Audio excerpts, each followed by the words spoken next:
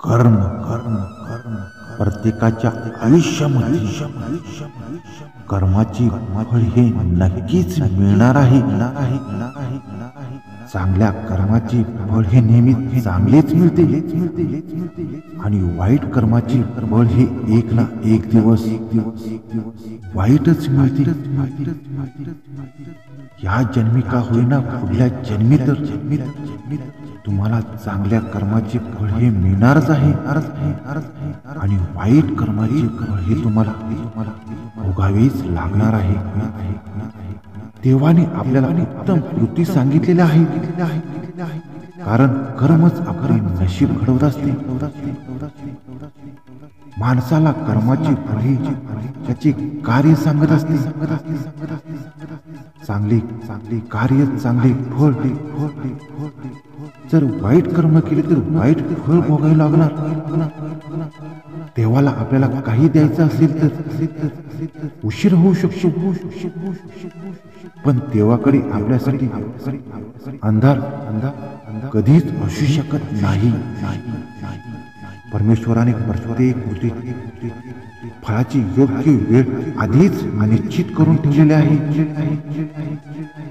आपण स्वतः आपल्या नशिबाची निर्माते आहोत. प्रत्येकाच्या नशिबानुसार त्याचं फळ किंवा अशुभ फळ नक्की भोगावं लागतं.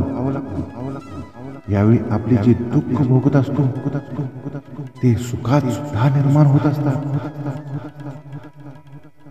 जे आपल्या मागच्या जन्मी केलेल्या पापाची किंवा पुण्याची कर्म फळ किंवा पापे या जन्मी तुम्हाला फेडावीच लागतात.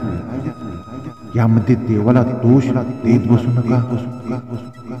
देवाच्या नियमांपैकी एक उत्तम नियम असा आहे की आपली कृती ही आपला विचार आणि आपल्या भावनानुसार असावी. हे आपल्याला कळलेच पाहिजे. प्रभूंचा देवांचा नियम वेगळाच आहे. जोपर्यंत जुने पुण्य संपत नाही तोपर्यंत पापाची फळे सुरू होत नाही. आपल्या पापाची शिक्षा आपल्याला या जन्मी किंवा पुढील जन्मी भोगावीच लागतात. आपले दुःख जर आपलंच कर्मफळ आहे असे समजून आपले कार्य करत राहा. रडत बसू नका, कारण आपले कर्म हेच आपले सर्व काही आहे. रडल्याने दुःख दुप्पट होते आणि हसून अर्ध होतं. त्यामुळे मित्रांनो, नेहमी लक्षात ठेवा, आपल्या कर्माचं फळ आपण नेहमी हसत भोगावं. त्यामुळे ते दुःख दुप्पट होणार नाही. हसत जर आपण दुःखाला सामोरे गेलं ते तात्काळ अर्ध होऊन जातं.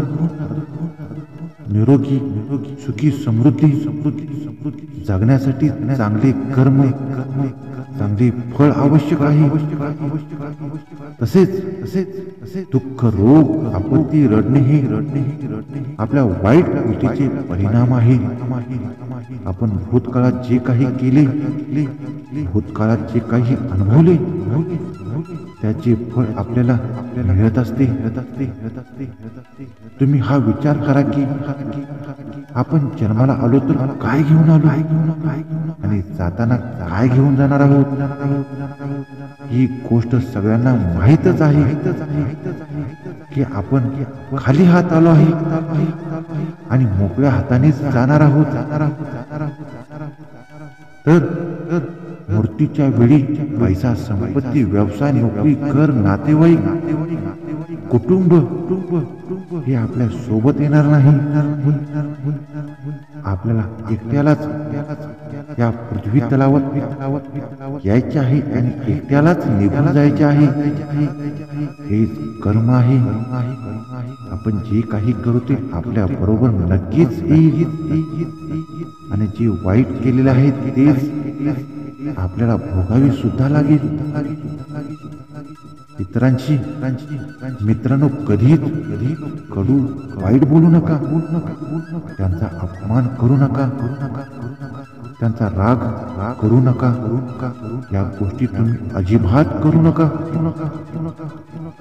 खाणे पिणे वगैरे जे काही आपल्याला आवडते ते इतरांना मनात कोणताही संकोच न आणता द्या. आपल्याला सांगितलेले आहे की जाताना तुमचे कर्म तुम्ही घेऊन जाता, म्हणून आनंदाने राहा. श्रीमंत गरीब इतर कोणत्याही गोष्टीचा भेदभाव करू नका. आपण आपल्या बरोबर एक लहान तीळ सुद्धा घेऊन जाऊ शकत नाही. आपण किती उपाय केले तरी सर्व उपाय इथेच राहतात. त्यामुळे देवाची भक्ती करा, गरजूंची मदत करा. मदत दान म्हणून करा. हे नक्की आपल्या सोबत येते. त्याचबरोबर प्रत्येक काम करताना आपण जे काही काम बरोबर करत आहोत का चुकत आहोत याची भान ठेवावी. म्हणून चुकूनही कोणत्याही आत्म्याला दाखवू नका. तुम्हाला तुमच्या बाजूने जेवढे शक्य होईल तेवढे कर्म चांगले करत राहा. कर्म चांगले केल्यामुळे त्याची फळे हे आपल्याला नक्कीच मिळतात. याचबरोबर आध्यात्मिक राहा.